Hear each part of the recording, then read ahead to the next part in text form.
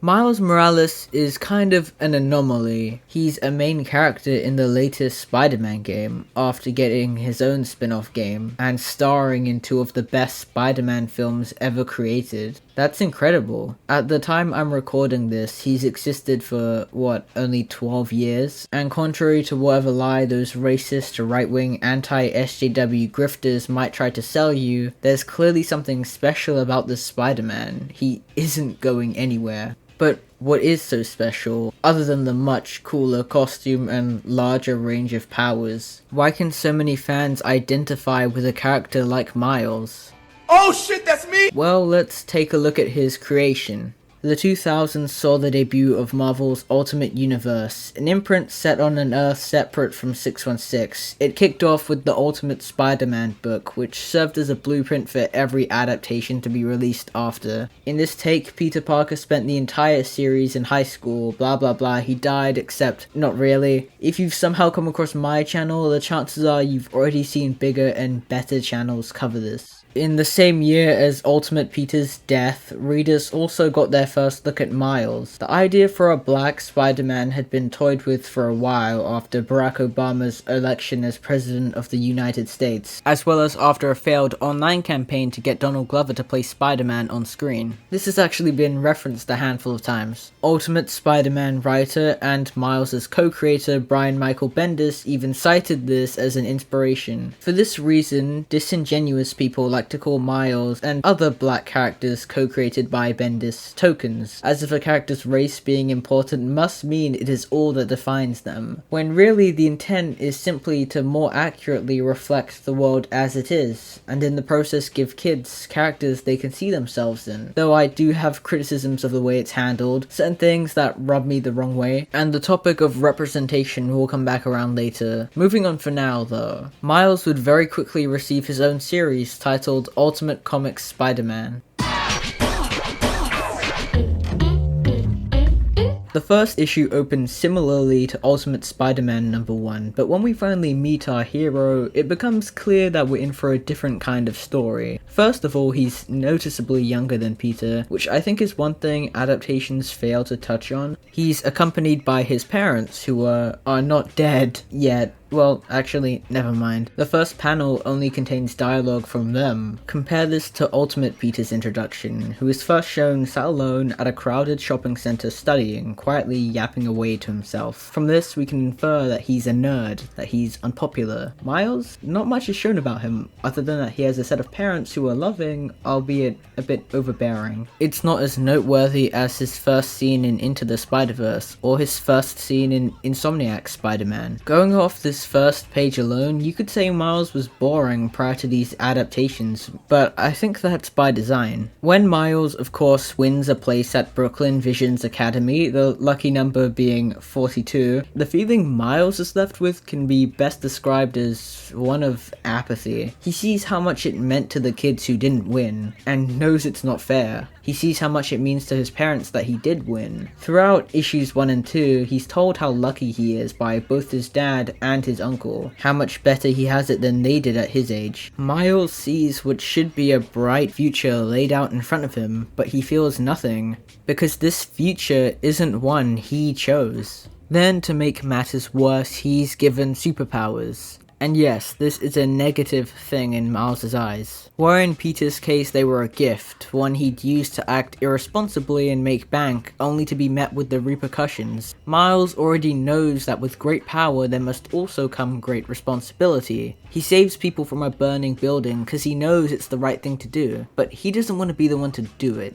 So many great expectations have already been placed upon him as it is, and the last thing he wants is to be Spider-Man on top of all that. But it seems the universe has other plans for him. Peter dies, kinda, causing Miles to naturally feel guilty for being so hesitant to use his powers. And now there's a void that must be filled, so it's his turn to step up. You could say that's a theme present in many Spider-Man stories. Sudden twists of fate, often unfortunate, but no matter how many hits he takes, Spidey always gets back up. He has to roll with the punches and persevere in spite of the hurdles the universe sends his way. It's inspiring, if not a little depressing at times. This is where the run begins to follow a similar structure to many Legacy character stories, which I say speaking as a fan of many Legacy characters. Miles struggles to uphold Peter's legacy, to live up to it. Initially he comes across as a shallow imitation, wearing a goofy Halloween costume that barely fits him, and may be in bad taste. He receives guidance along the way, like from trans icon Ultimate Jessica Drew and Samuel L. Jackson Nick Fury. That's actually how Miles gets his iconic suit. And while I definitely prefer the changes Into the Spider-Verse made to make the costume feel more personal to Miles, and it being symbolic of Miles coming into his own and taking the leap of faith, of course that change was made. It's a movie, an incredibly well-paced one at that. A comic series has the time to extend that arc, to have it be a lot more thorough. So though Miles getting his own costume in issue 5 may be the moment he officially becomes Spider-Man, as it was for Peter, he's still yet to fully understand what that means for him, and a lot of the guidance he receives doesn't exactly help.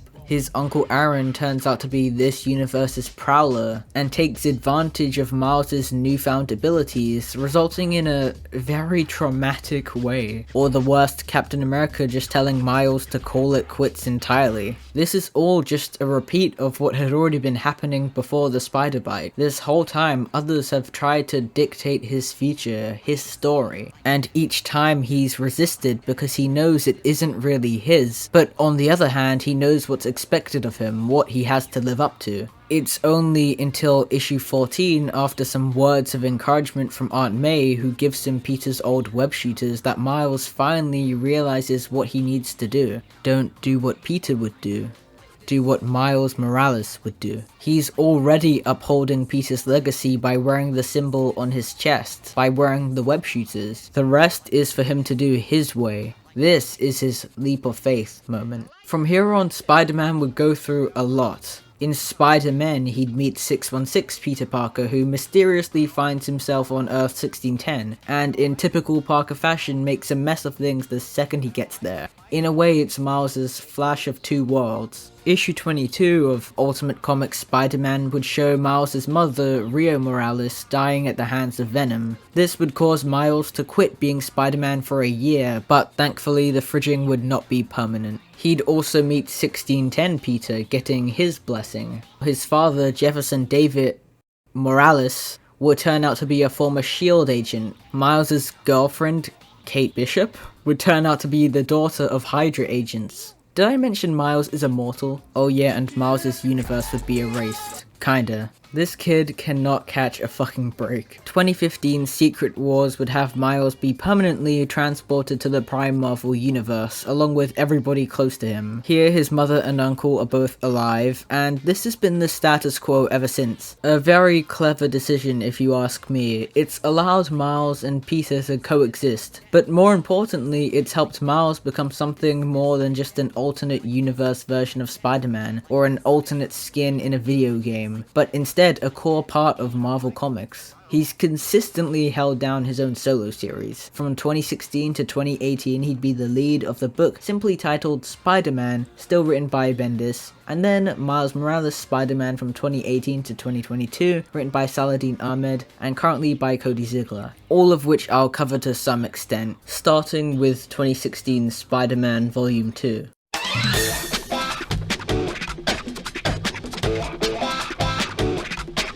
The book would take the time to help Ultimate Universe readers adjust to the slightly different setting, along with the all-new, all-different Marvel initiative from around this time. So you'd get a bit of Miles interacting with the Prime Marvel Universe, but if you were a long-time 616 fan already, you were also seeing some new Legacy characters. And of course it would pick up on some loose plot threads, resolving the whole thing of Jefferson being a former S.H.I.E.L.D. agent. Also the running joke of people assuming Miles and his BFF Ganke are into each other, and I cannot say I blame them. Miles' powers would develop in some interesting ways. His Venom Blast is stupidly overpowered, I love it. And not to get ahead of myself, but jump to the current run and Miles is fighting like a shonen protagonist. My favourite development though would be both Jeff and Rio finding out Miles is Spider-Man. Double lives are a staple of superhero media, particularly when it comes to Spidey. When Spider-Man wins, Peter Parker loses. And though this next part would eventually change with the marriage to MJ and Pete being accepted as part of the FF's family. For a long time, Peter was kind of a loner. Having started out at 15 before teen heroes were the norm, he was one of the first of his kind. Very few could understand what he was going through. But it's very refreshing to have a Spider-Man who rejects that notion. A Spider-Man who isn't alone. Who doesn't feel as if he has to sacrifice his happiness to be a hero. If anything, Miles' strength comes from his connection to the people around him. His loved ones, like his parents, his friends, or his community. Plus, it allows for a unique kind of drama. What happens when Spider-Man's enemies decide to go after his parents? Having said all that, I am glad this would be the end of Bendis' time on Spider-Man after 18 years. Jesus Christ. It's cool to go back and read, to watch 1610 Peter's life, and to watch Miles grow up. But to circle back to the topic of representation, I can't speak for all people of colour, but at times it can be painfully obvious when a white guy is writing a character who isn't white. This isn't to say they can't, but Marvel is intended to be the world outside your window, and not only should the characters reflect that, but so should the creators. Even back in the day, there was an effort to be more inclusive, but more often than not, they were written by cis-het white guys. This has been an issue for years, but now more than ever, that isn't enough. There shouldn't just be a focus on who the story is about. There should be a focus on who is telling the story. Before I move on, I want to go over some other things Miles has gotten up to since the jump to 616. Spidey would become an Avenger, but more notably, he, Miss Marvel, and Nova would leave to form the Champions, also comprising many other young heroes. From their inception, the Champions have tackled important social issues. At one point, underage heroes were even banned in the Outlawed event. Very woke SJW alphabet loony, I must say. And in stories of this kind, Miles has been forced to grapple with what it means to be a part of this world, this wider universe. To be a hero, one in countless, and yet at times also so powerless. The classic realization that he can't save everybody. Earlier on, I said that as inspiring as it can be to watch Spidey persevere, sometimes accepting that life just sucks and there's nothing you can do about it is kind of depressing. And Miles especially struggles with that, being told that things are simply out of his control. And I think that's something people can relate to, young people in particular, in a world where some things only seem to keep getting worse. And your elders, who've already lived through all of this, have become complacent. When Peter Parker was first created, he was rebellious in a way. He was a kid, but he wasn't a sidekick. And he was beefing with middle-aged men. Miles has become a perfect evolution of that concept. Look at Across the Spider-Verse, where he rebels against an entire spider society that keeps telling him how his story is supposed to go. Or the run on Miles Morales' Spider-Man from 2018 to 2022, which, aside from doing so much for the character, such as strengthening his connection to his community, further developing his new dynamic with his parents now they know he's Spider-Man, introducing new villains, new allies, and giving Miles a more artistic side through his passion for writing, also explores the question of fate, and whether some forces are simply beyond one's control. Nine a winner, pay the front line, take the don'ts. He's coming out again for a new point. Get your bets down, ladies and gentlemen. A recurring villain throughout the run is Ultimatum, 616's original version of Miles Morales, who intends to send Spider-Man back home. Miles' very existence defies fate. He shouldn't be here. He's a trespasser. You could say he's an anomaly, but at the same time, if this other guy is also Miles, and native to the Prime Universe, then how unique is our Miles? And this comes into question in the Clone Saga story, a different Clone Saga. Here, Miles meets Selim, the leader of a trio of clones, each trained from birth to be better than Miles in every way. Their future has already been decided for them. We've kinda got a consistent theme going here. Only one of the clones, by the name of Shift, is able to stray from the path laid out in front of them. And Shift is the best, by the way. He really has levels, bruh. By the end of the run, after fighting his way through the multiverse to save his uncle, Spidey assists a group of freedom fighters in toppling an oppressive regime, completely changing the trajectory of an alternate timeline where he was supposed to have lost. He's him, I don't know what else to say. At the time I'm recording this, the most recent run is still ongoing, so I can't say too much, other than that it's great. Easily the best Spidey comic out right now. Love to see a black person writing this time around.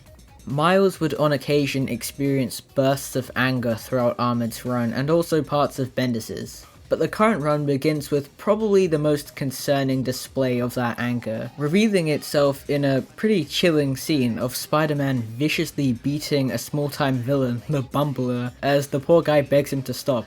And it introduces a new villain, Rabble, who is one of the kids that lost the spot at Brooklyn Visions to Miles, a place that he didn't even want. Also tying back into that theme of fate, it all falls into place. I'm a fucking genius, bro. Once again, it's unreal how far Miles has come in such a short time. Rarely do you see a character have such a vast cultural impact. He's proven beyond capable of living up to the standards set by the original Spider-Man, now instead setting his own bar. Certainly, the exposure provided by the adaptations has helped a lot, but they wouldn't have worked if there wasn't already something there.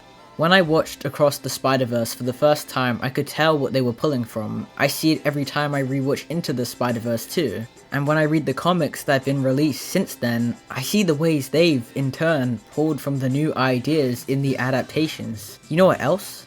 They all work. Because in all of them, I see that same through line.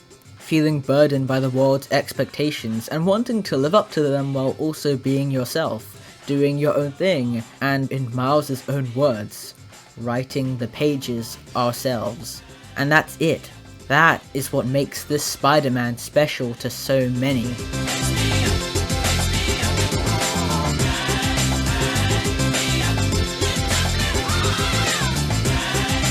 I still wonder what the thought process was behind Kid Arachnid, Spidey, or Spin. Why are kids' shows so insistent on changing his name? Children are just gonna call him Spider-Man anyway.